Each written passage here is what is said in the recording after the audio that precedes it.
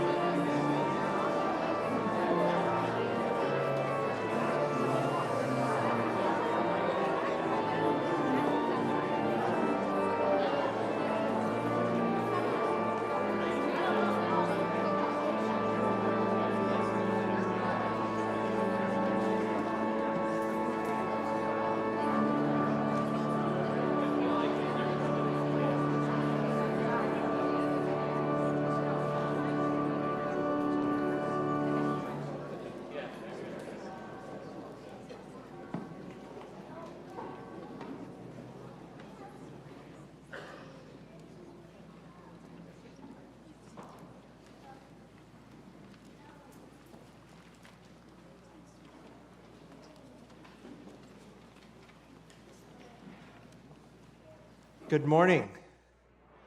Welcome to Trinity. We're glad you could be here with us as we are gathered to worship our God, to sing His praises, and to receive His gifts, to hear His word and know his promises in our lives once again. As we begin our time of worship together, I would like to invite you to rise and share God's peace with one another.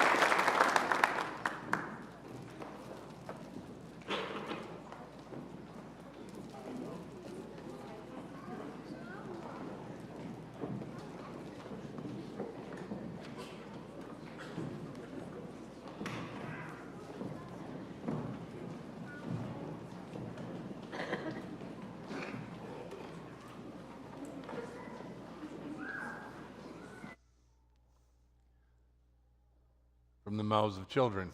This is a day of rejoicing, so let us rise as we join in rejoicing too.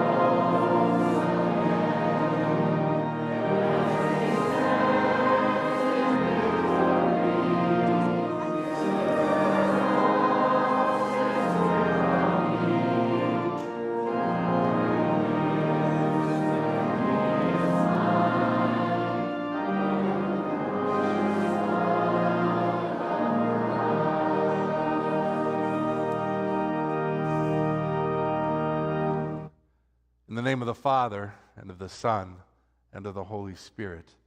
Amen. I will sing to the Lord. Consider and answer me, O Lord my God.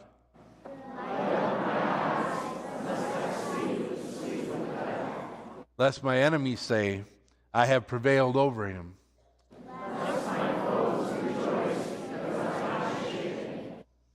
But I have trusted in your steadfast love.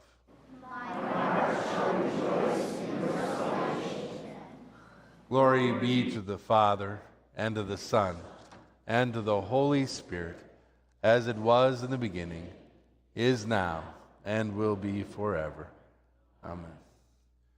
Brothers and sisters in Christ, the Scriptures teach us that if we say we have no sin, we deceive ourselves, and the truth is not in us.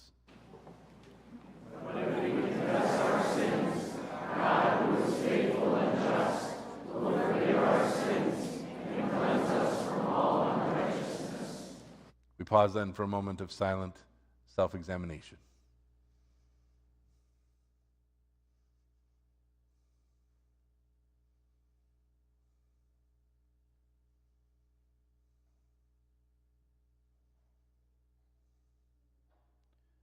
Let us then confess our sins to God our Father.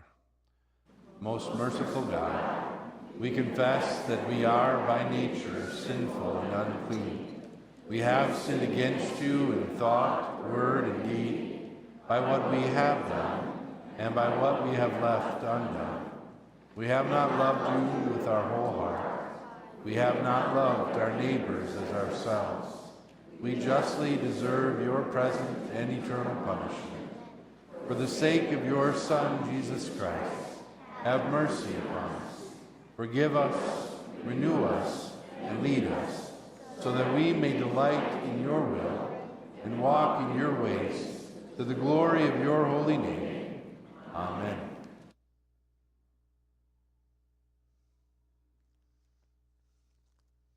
Almighty God, in his mercy, has given his Son to die for you, and for his sake, he forgives you all your sins. As a called and ordained servant of Christ, and by his authority, I therefore forgive you all your sins in the name of the Father, and of the Son, and of the Holy Spirit. Amen. The Lord be with you. And with your spirit. Let us pray. O Lord God, keep your family, the church, continually in the true faith, that relying on the hope of your heavenly grace, we may ever be defended by your mighty power. Through Jesus Christ, your Son, our Lord, who lives and reigns with you in the Holy Spirit, one God, now and forever. Amen. You may be seated.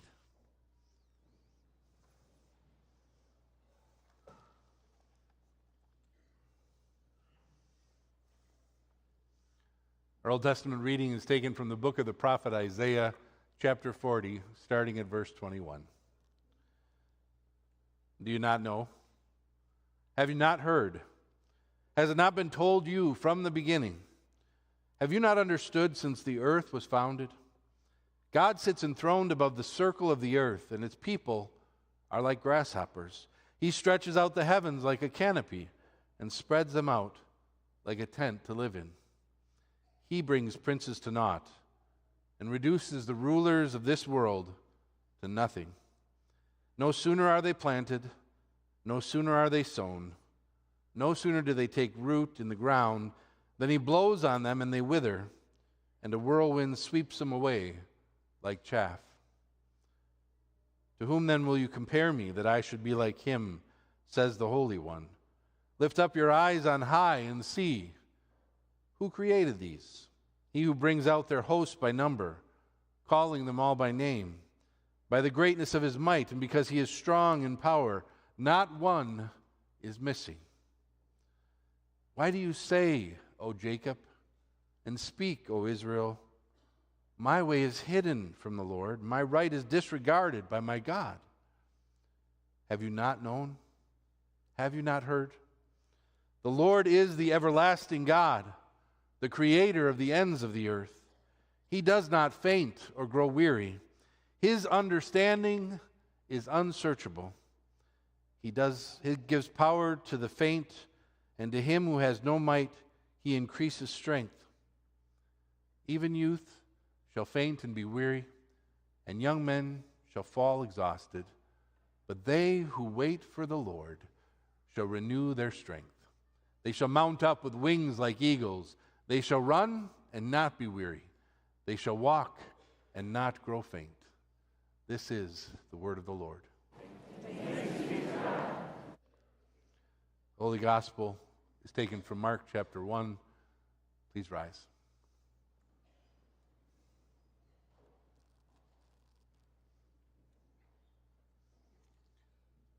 As soon as Jesus and the disciples left the synagogue, they went with James and John to the home of Simon and Andrew.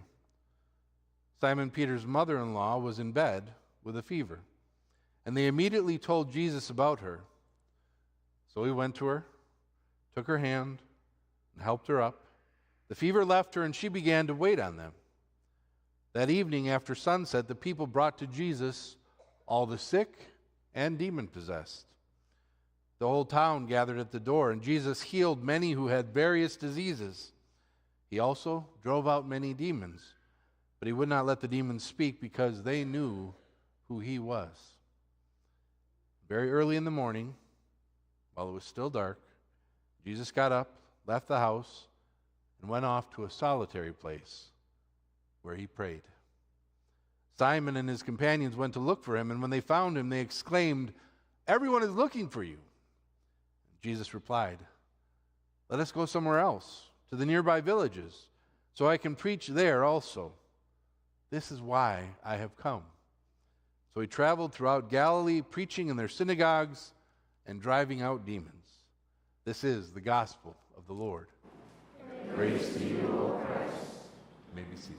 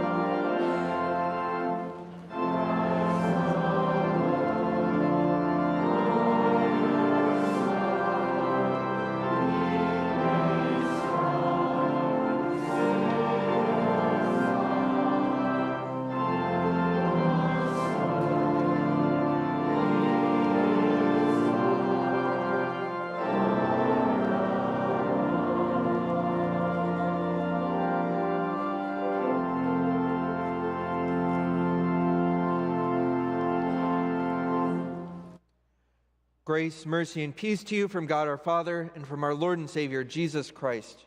Amen. Come and see. That is the title of the sermon series that we are wrapping up this morning. It's an invitation to anyone who is wanting to know who is Jesus. The answer is come and see. Come and see who he is and what he has done for us. And so Pastor Justin started this sermon series by answering the question, is Jesus the one? Is he the one who brings about righteousness and grace for his people, who brings resurrection and redemption to us? And he answered that, of course, with a resounding yes. Come and see that he is, in fact, the one who has brought life to his people. We followed that up with a series of other questions. Is he good? Is he worthy of our praise? Is he in authority over all things? And to each of those questions, we, of course, answered yes. But we were able to dive deeper and deeper into the person of Jesus by saying, come and see how he is, in fact, good. He is, in fact, worthy of our praise, and he is in authority over all things. And today we conclude with the question, is he really the one? Now, I got to be honest with you. I spent a lot of time trying to figure out what the difference between the question, is he the one, and the question, is he really the one, is. I thought about asking Pastor Justin if I could borrow his sermon, but for those of you who've heard it before, I thought you might not want to repeat. So I spent some time kind of wondering, okay, is he really the one? What makes it different from is he the one? And the conclusion that I came to is that is he the one is someone who is seeking new knowledge, who doesn't know Jesus, and is coming and saying, is Jesus the one that we have been waiting for? Is he the one that we have been looking for? Is he really the one? Is a question that comes from someone who does know Jesus, who does know that he is in fact Lord, who does know his mighty works and miracles, but is suffering from doubts, who is suffering from fear, who has lost sight of Jesus, and is asking the question, is he really the one? To give you an example of this, I want you to think about Peter. Peter and the other disciples had been following Jesus for quite a while now. They knew who he was, and he had sent them on ahead of him across the Sea of Galilee and said, I will meet you on the other side. But during the night, as they're crossing the sea, all of a sudden this huge storm comes up, and these experienced fishermen are fighting for their lives on this raging sea. And here comes Jesus walking across the water. Pretty amazing miracle right there. But Peter needs his confirmation, and so he says, Jesus, if it's really you, call me out to walk on water to you. In case you don't remember, Jesus isn't the only one who's walked on water. Peter got the chance to do that as well. He stepped out of the boat and started to walk toward Jesus. That is, until he lost sight of Jesus. Until he lost sight of who he was walking towards. And all of a sudden, he got distracted by the wind and the waves in this overwhelming storm, and he began to have doubts. And when those doubts entered, he began to sink. And as Peter was sinking beneath the waves, you can hear that question coming from him. Is he really the one? We have that same challenge in our own lives. Sometimes we get distracted from who God is, and we lose sight of Christ. We lose sight of who he is, that he is, in fact, the one. He is our God who has come to rescue and redeem us. But it's so easy to lose sight of him when we are confronted with the problems of this world. It's easy to lose sight of Christ as you're standing next to the hospital bed. It's easy to lose sight of Christ as you're standing outside of where you used to work holding a box of your personal effects. It's easy to lose sight of him as you're trying to manage the stress of dealing with kids who seem determined to make your life miserable and their siblings' life miserable and their teachers' lives miserable. It's easy to lose sight of Christ as you're witnessing the horrors that those who have been affected by war are dealing with. It's easy to lose sight of him as we see those who are suffering from abuse. It's so easy to let those distractions of the world blind us to who Christ is. And so I want to remind you come and see. Come and see who he is and what he has done for you. And that's what we're going to do this morning. We're going to spend some time walking through the life of Christ, walking through his ministry and seeing him for who he really is. And so the first place we are going to go is we're going to see him in the manger. It's a strange place to start. It's actually exemplified for me. When we started this sermon series, I was talking with my son Josiah. He's 5 years old. And he thought that church was going to be a time of Q&A where we get to come and bring our questions and the pastor is going to answer them. So he came prepared the first week with a question, is he a baby? It's an odd question, but if you think about that question, it's the question, is he really the one? Because if you're looking for the one promised from God, the creator of all the universe, the Lord of all majesty, the last place you're going to expect to find him is as a baby in a manger. Is he really the one? But think about the experience of the shepherds. Not expecting much of anything until suddenly an angel appears to them declaring, the Christ has come, the one that you have been waiting for, the one God has promised has come. You may go and see him. And suddenly there's a whole heavenly host around that angel singing the praises of God, singing the praises of the one who has come. So following the angel's instruction, they go and they find the babe wrapped in swaddling clothes and lying in a manger. Or think about the wise men and their experience, how they chased a star halfway around the world to be surprised by a child at home with his parents.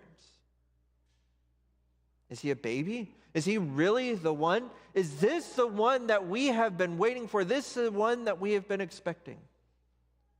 And the answer is found in the angels of God proclaiming his birth and the star of God that those wise men chased, that God is declaring this is indeed the one. Come and see him in the manger. Come and see him as healer and miracle worker.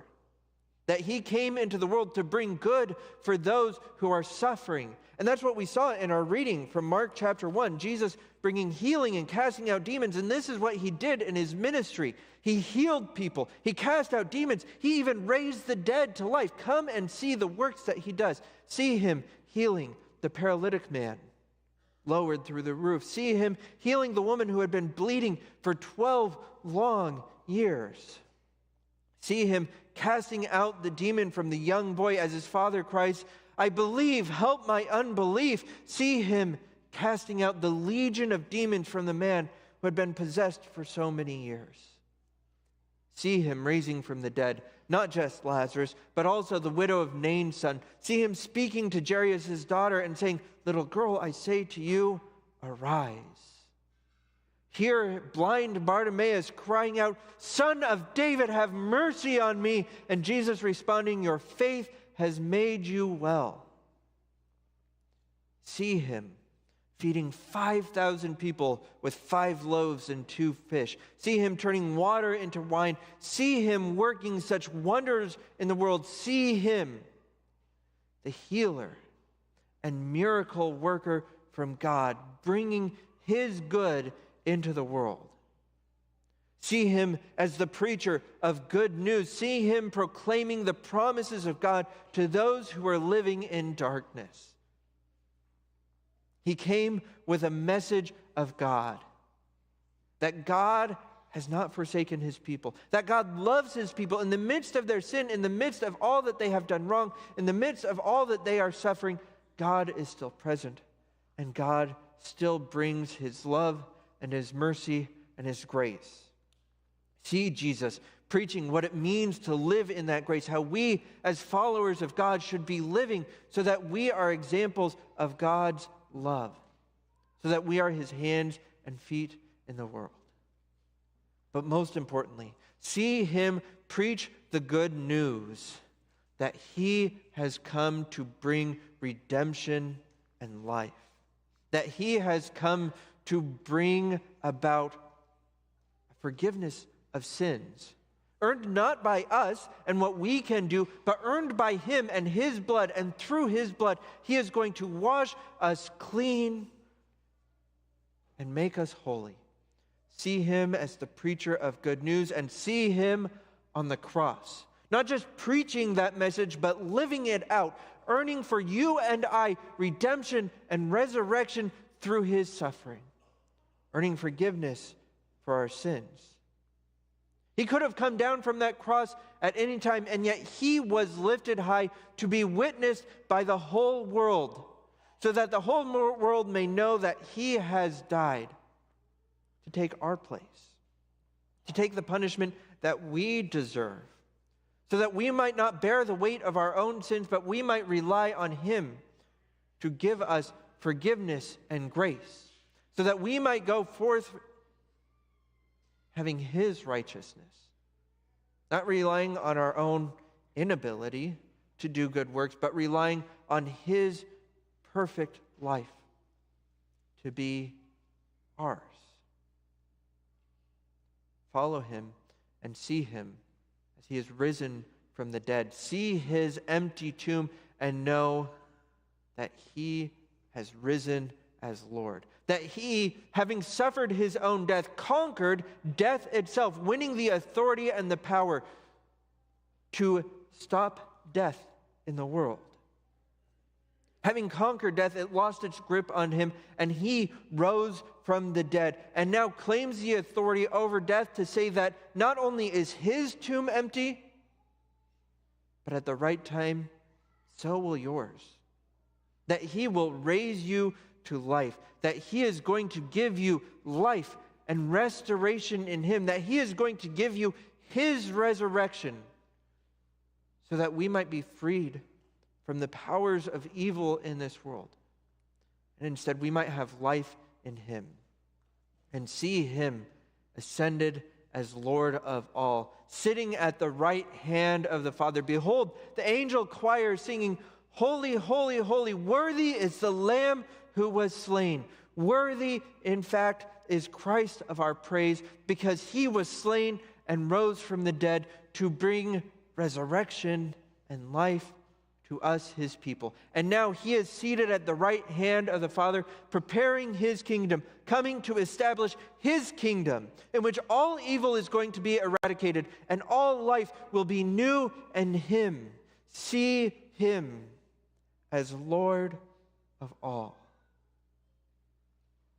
It becomes so easy as we are confronted with the problems of this world to lose sight of Jesus, to lose sight of what he has done for us, who he is, and the grace and mercy that he has poured out on us and our lives. But he has never lost sight of us. He has never forgotten us. He has never cast us aside. Instead, he loves us, and he has done all of that for us. And this is what we heard from Isaiah chapter 40. "Why do you say, O Jacob, and speak, O Israel, my way is hidden from the Lord. My right is disregarded by my God, saying, he has not seen me. Have you not known? Have you not heard?" And I would add, have you not seen?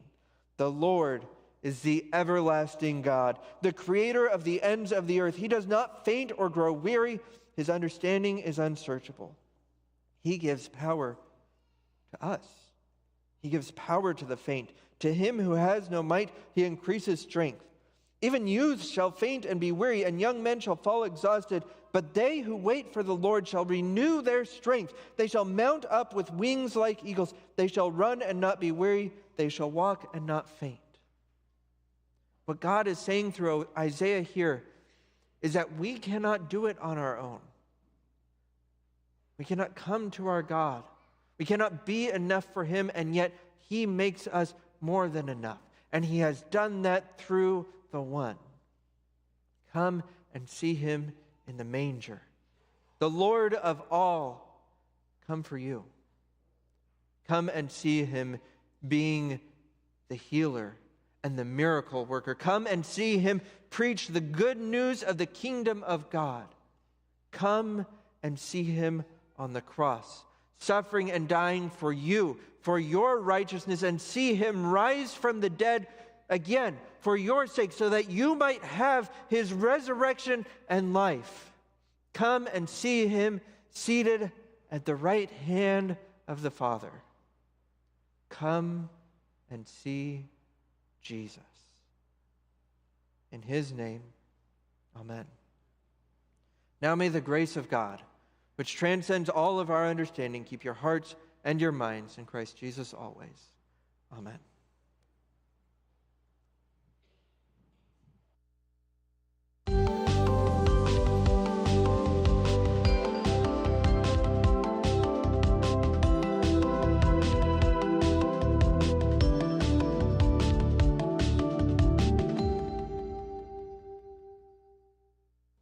Hi friends, this month we're talking about kindness.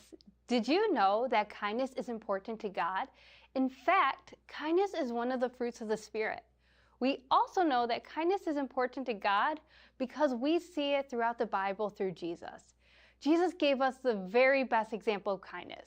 He showed us what it means to love God and love others in the way he lived his life and the way he treated people.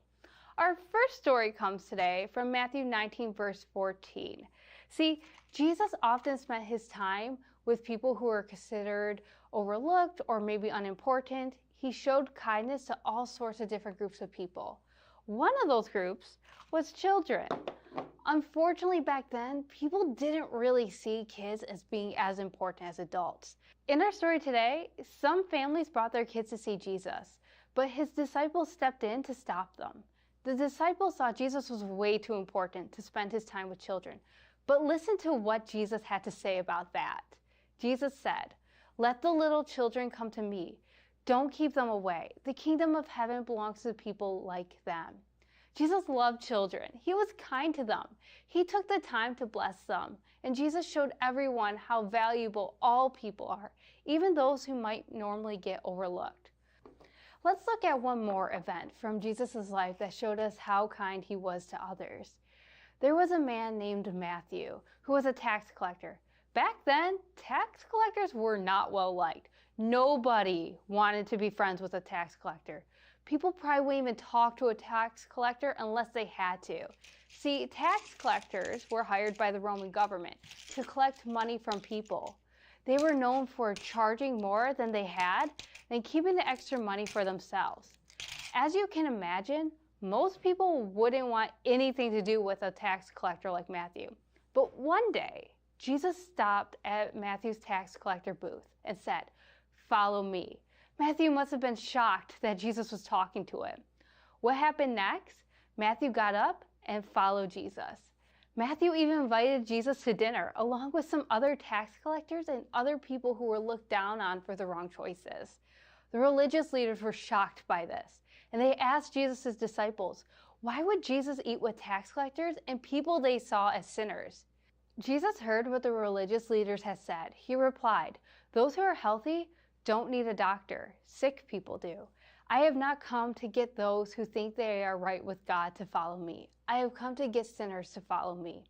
Jesus didn't just spend his time helping out with people who seemed important or had it all together. Instead, he gave his time, attention, and help to people who were ignored, rejected, and overlooked.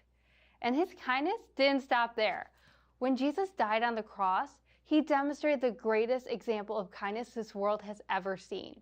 He paid the price for our sins so we could be forgiven. When we see how Jesus treated people, that makes us want to treat people with kindness too.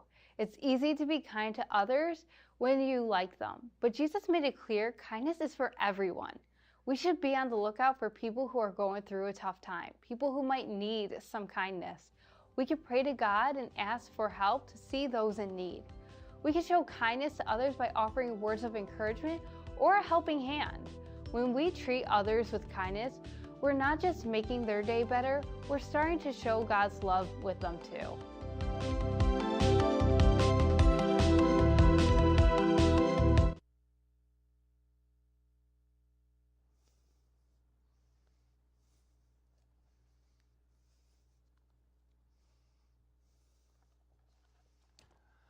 Having heard God's word both through Pastor Nick and through our Stephanie, our youth leader, we're going to take some time to reflect on that as we confess together the faith that has been handed down to us in the words of the Apostles' Creed. So please rise as we join in confessing this creed.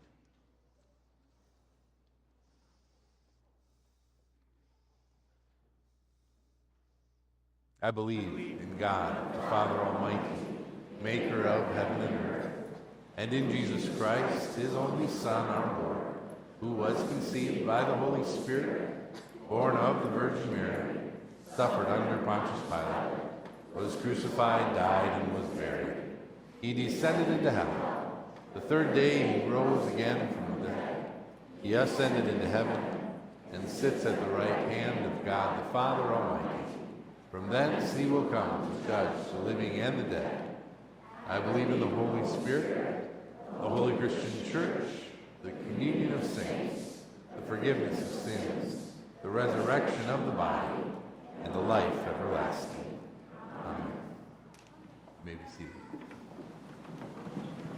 A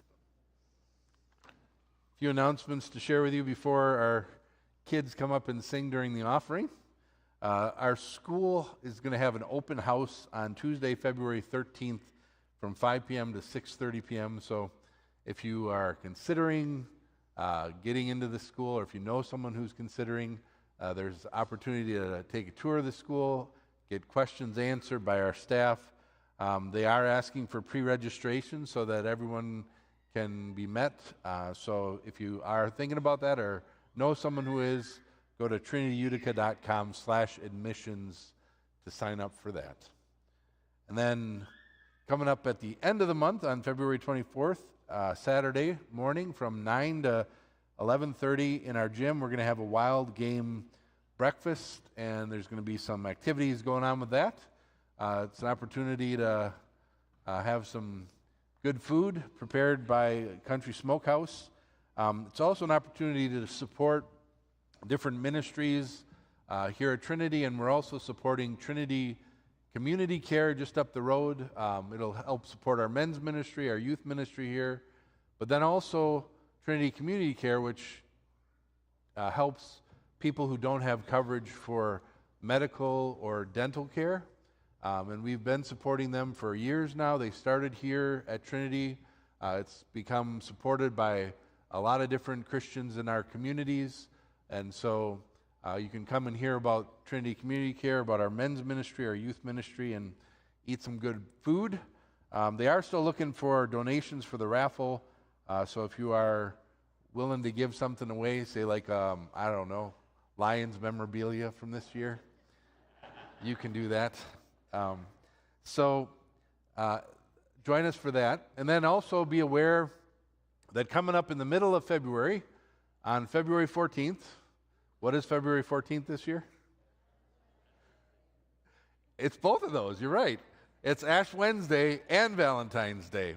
And so we're going to be starting our midweek Lenten service series on Ash Wednesday, which is February 14th. It'll be focused on the I am statements of Jesus in the Gospels. And so that'll be kind of our midweek series as we go through Lent and approach Easter. So join us for that, 11 a.m. on site and online, and then also 7 p.m. in the evening here at in the fellowship, or in the sanctuary. So with that, as the ushers come forward and take the offering, our third and fourth graders are going to lead us with songs of praise once more.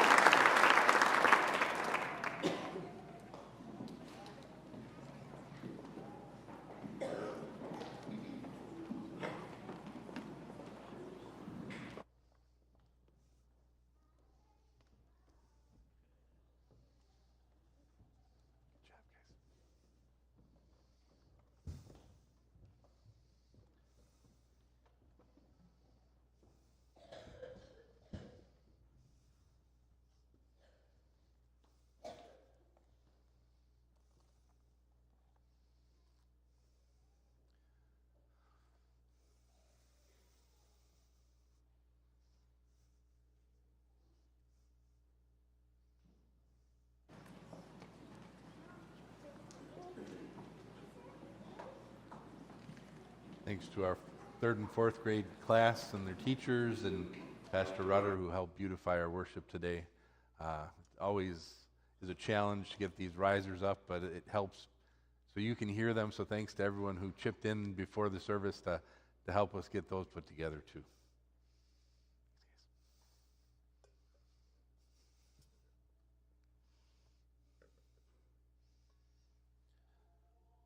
We have an opportunity and a privilege now to turn to our God, who has revealed to us not only how big He is, but how much He loves us, that He can do all things and He does do all things. And one of those things He promises to do is to bend His ear and to listen to our prayers.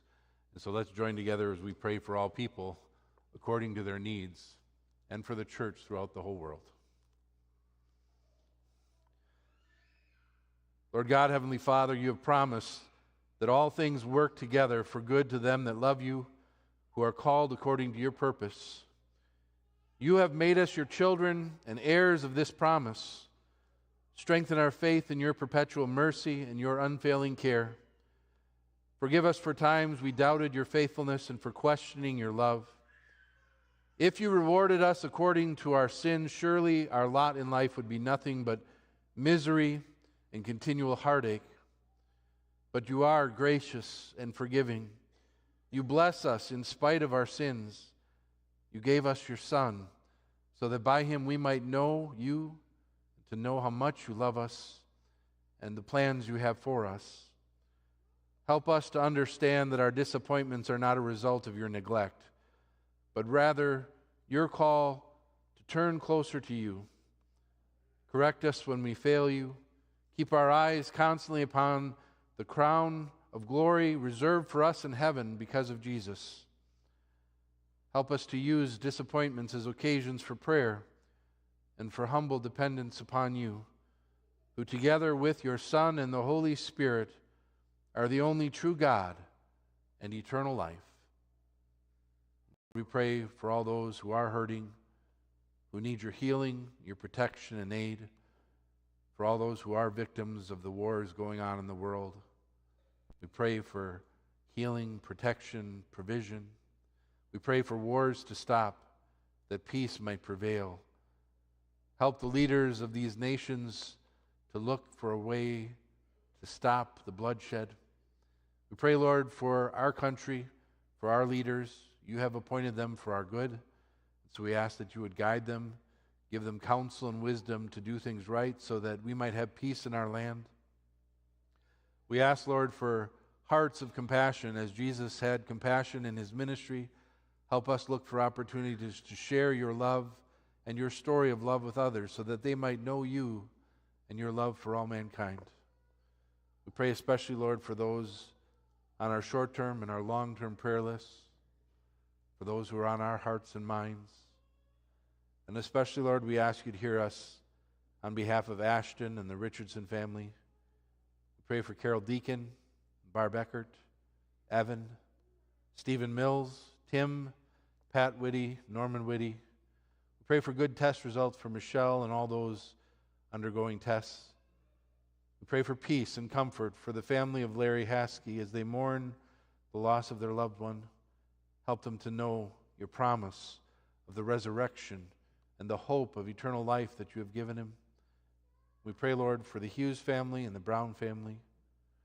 We pray for our ministries here at Trinity, Lord, that you have loved us and given us the good news of salvation and gathered us around your word and sacraments. Help us to continue to come to you, to trust that Jesus truly is the one that you sent for us, so that in him we might know you and have eternal life.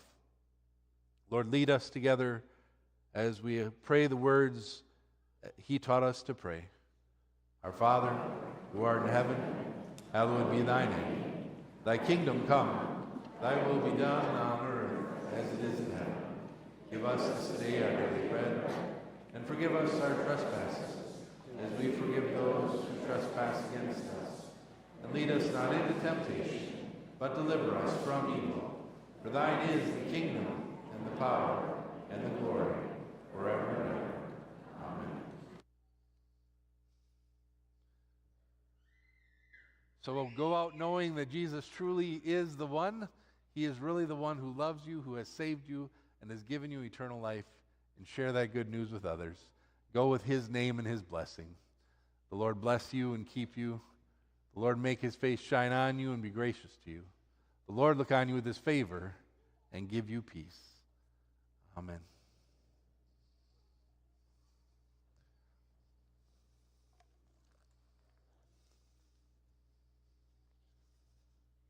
Time out. What did I forget? Oh, technical. Okay. Okay, so we're going to, you guys know Jesus loves me? Oh, wait a minute. It's back up. Calling audibles here. I'm not equipped for this, so.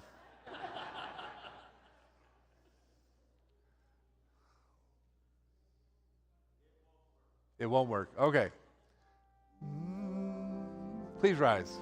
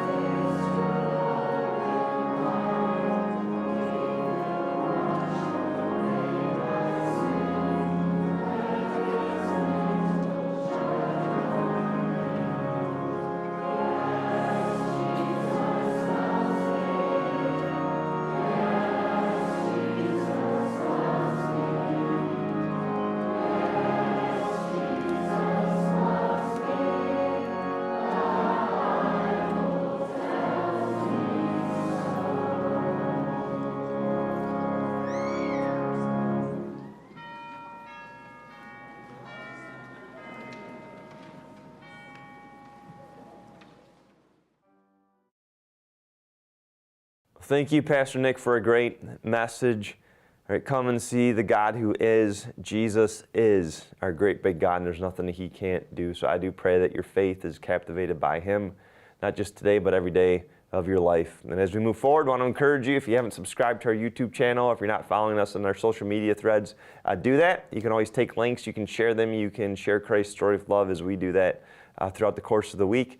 And certainly, I want to encourage you, if this is your first time with us or if you've been with us before, there's something called Faith 5 that we love to do here at Trinity. I want to encourage you to do this. Take 5 minutes, do these 5 things with those in your life. Maybe it's today, maybe it's later on this week. Talk about a high, talk about a low. Talk about the things that are going good, talk about the things that are rough. Talk about this message that you heard today, the truths that really are just sticking with you, that are affecting you. And then pray with each other, and then give each other a blessing. May God bless you this week. And no Lions football today, but we'll be all right. We'll be all right.